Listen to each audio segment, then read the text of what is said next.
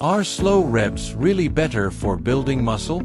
Or have we been going about our workouts the wrong way all this time? Today you're going to find out the answer to this question. And I assure you it's not as simple as it seems. Based on up-to-date science, recent studies, and the experience of training experts, we're going to take an in-depth look at what impact the speed of your reps has on muscle growth. Should you move the weight in a slow, controlled manner to maximize hypertrophy? Or is it better to perform fast movements to take advantage of other equally powerful benefits? In this video, we'll compare the advantages and disadvantages of slow reps versus fast reps, look at important scientific research results, and I'll show you how to intelligently combine both strategies to get the most out of each rep. Get ready, because what you're going to learn today can transform the way you train forever. The speed at which you execute your repetitions is not a simple technical detail. It's a factor that can completely change the results of your training. When we train to gain muscle or increase our strength, the way we move the weight, whether it's slow and controlled or fast and explosive, generates different stimuli within the body.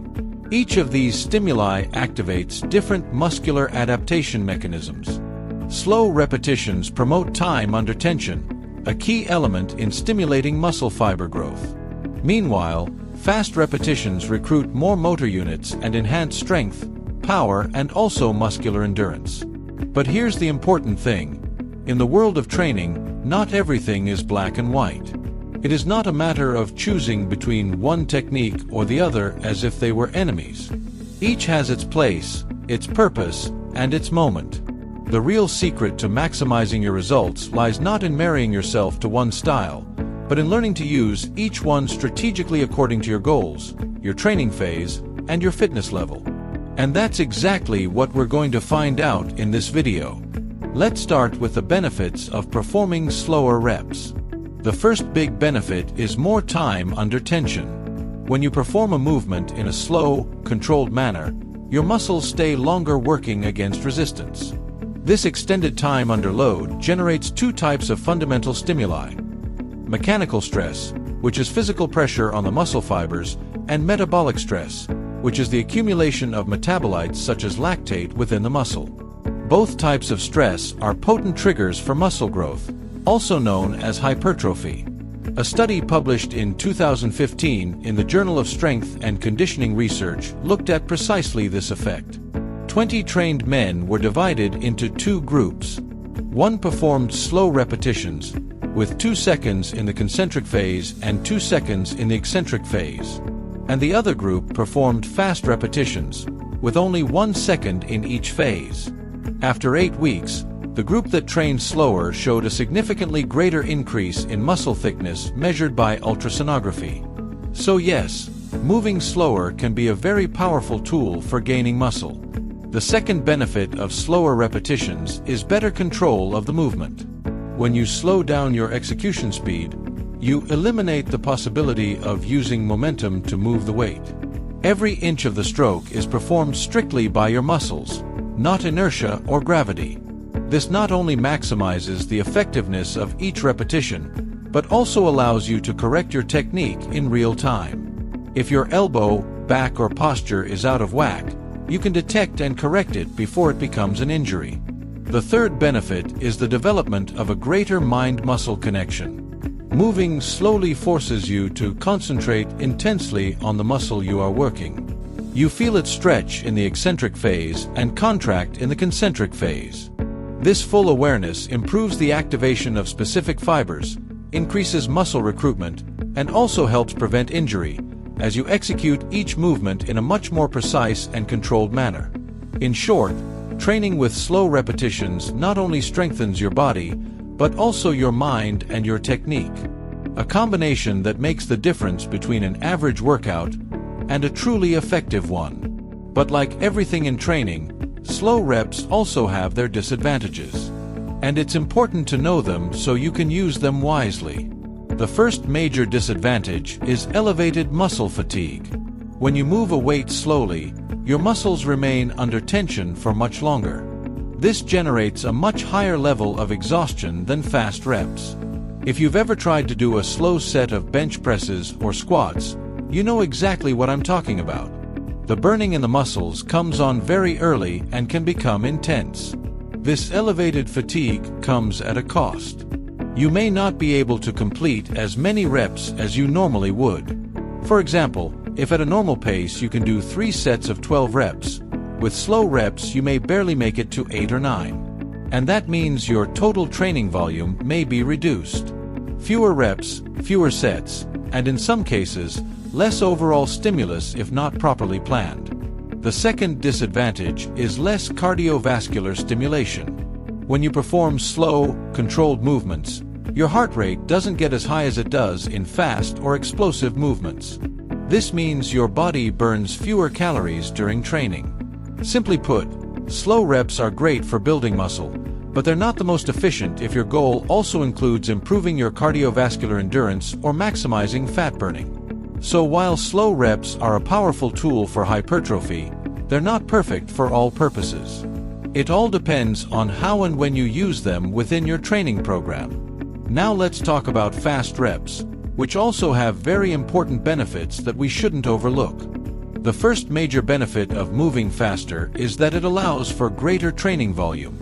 By reducing the time it takes you to complete each repetition, you can perform more reps and more sets in the same period of time. This means your body performs more total work in each training session. Training volume, that is, the total amount of weight moved multiplied by sets and reps, is one of the most important factors in stimulating muscle growth and strength improvement. Studies have shown that there is a strong relationship between higher training volume and greater muscle hypertrophy, provided that proper recovery times are observed. Plus, by doing the reps faster, your body doesn't go into extreme fatigue after each set, allowing you to maintain a high pace and make better use of your time in the gym. Ideal if you have tight routines or have less than an hour to train. The second major benefit is the increased caloric expenditure caused by fast repetitions. When you perform faster movements, your heart starts beating faster and your breathing quickens. Your entire cardiovascular system springs into action to provide oxygen to your hard-working muscles. This increase in heart rate translates directly into a higher calorie burn, not only during the workout, but also afterwards, thanks to a phenomenon known as the EPOC effect, excess post-exercise oxygen consumption. In short, your metabolism stays elevated for hours, helping you burn more body fat. In addition, the fast repetitions cause you to engage multiple muscle groups at once, especially in compound exercises such as squats, burpees, or military presses. This turns your workout into a challenge for both your strength and endurance, gaining crossover benefits. You improve your body composition, cardiovascular health, and overall athletic ability. So, if your goal includes gaining muscle but also burning fat, maintaining a healthy heart, and optimizing your training time, fast reps can be your best ally. Now, while fast reps have powerful benefits, they also have some important disadvantages that you should consider. The first is the increased risk of injury if you lose technique. When you move quickly, it's easy to be tempted to use momentum instead of pure muscular strength. This can compromise your posture, misalign your joints, and improperly load your tendons and ligaments. For example, in a quick squat, you could neglect your back position or allow your knees to drift inward, increasing the risk of lower back or knee injuries. And if you're also working with heavy loads, the danger multiplies. Speed requires absolute control. Without that control, a simple technical error can turn into a serious injury that can keep you out of the gym for weeks or even months. The second disadvantage is less time under tension. By executing the movements too quickly, the muscles spend less time fighting against resistance. And as we saw earlier, time under tension is one of the key factors in stimulating muscle growth. So, if you do all your reps in a rush and without control, you could be sacrificing one of the most important stimuli for hypertrophy. In other words, you could be training hard, but not in the most efficient way to gain muscle size. So while quick reps are a valuable tool, they must be used with intelligence, impeccable technique, and within the proper context. So, which is better, slow reps or fast reps? The truth, based on scientific evidence and practical experience, is that both methods are useful. Each offers different and complementary stimuli that can help you maximize your results. The key is not to choose one and discard the other, but to learn how to combine them strategically according to your goal. Here are 3 effective ways to integrate both styles into your training. First, phasing. You can structure your training in blocks, dedicating a few weeks to hypertrophy, focusing on slow and controlled reps, and then moving on to a strength or power phase, where fast and explosive reps are the priority. This way, you get the best of each approach at the most appropriate time. Second, the mixed method. Here you combine the 2 speeds within the same exercise. You lift the weight quickly in the concentric phase, and lower it slowly and controlled in the eccentric phase.